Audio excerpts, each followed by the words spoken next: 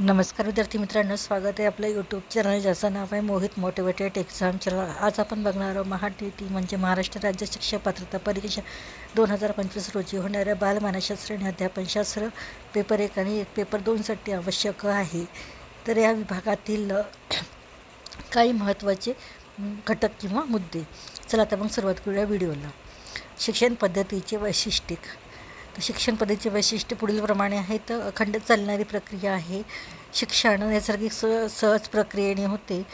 शिक्षण हे केंद्रात्मक प्रक्रिया आहे। मानसिक क्रिया, सामाजिक प्रक्रिया, स्वयंस्फूर्त प्रक्रिया, औपचारिक, अनौपचारिक व सहजपणे दिले जाते। त्यानंतर पद्धती बघूया।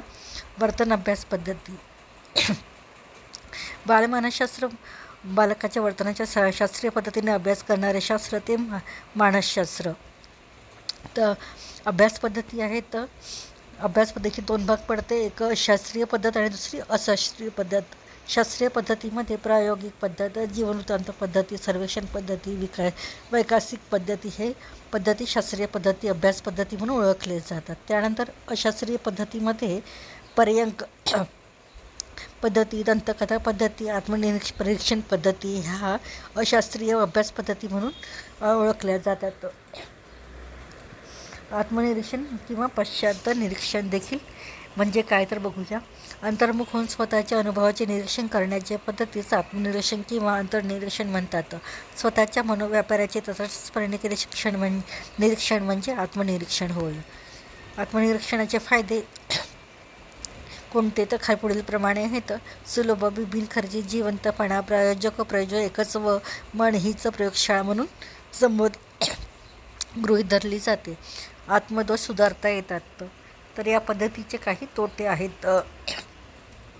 तोटे पुढील प्रमाणे आहे। आत्मनिष्ठ, व्यक्तिनिष्ठ ही पद्धती असत नाही।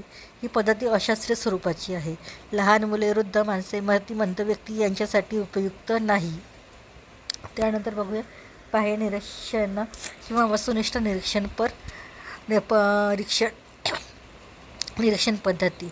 वैयक्तिक पद्धतीत व्यक्तीच्या किंवा प्राण्यांच्या वर्तनाचे केलेले निरीक्षण म्हणजे बाह्य निरीक्षण होय। यालाच वस्तुनिष्ठ परीक्षण किंवा निरीक्षण असे देखील म्हणतात। वर्तनवादी शास्त्रज्ञ J.B. वॅटसन यांनी या पद्धतीस प्राधान्य दिलेले आहे। नियंत्रित परिस्थितीत निरीक्षण म्हणजे प्रयोग। निरीक्षण म्हणजे एखाद्या घटनेचे निरीक्षण न करणे आणि अपनिरीक्षण म्हणजे चुकीचे निरीक्षण करणे। तर या बाह्य निरीक्षणाचे फायदे बघूया। आधुनिक साधनांचा उपयोग करून अचूकता आणता येते। लहान मुले, मतिमंद, मनोविकृत यांना उपयुक्त अशी ठरणारी ही पद्धती आहे। तर याच्या मर्यादा कोणत्या ते बघूया। खर्चिक, ही पद्धती अत्यंत खर्चिक स्वरूपाची आहे। केवळ बाह्यवर्तनाचा म्हणजे व्यक्तीचा बाह्यवर्तनाचा अभ्यास केला जातो, आंतरिक वर्तनाचा अभ्यास यात होत नाही। तरी होती शिक्षण पद्धतीची वैशिष्ट्ये आणि त्यांच्या पद्धती। व्हिडिओ आवडल्यास व्हिडिओला लाईक करा, कमेंट्स करा, जास्तीत जास्त व्हिडिओ शेअर करा जेणेकरून इतर विद्यार्थ्यांना देखील या व्हिडिओचा फायदा होईल आणि चॅनलला सबस्क्राईब करायला विसरू नका।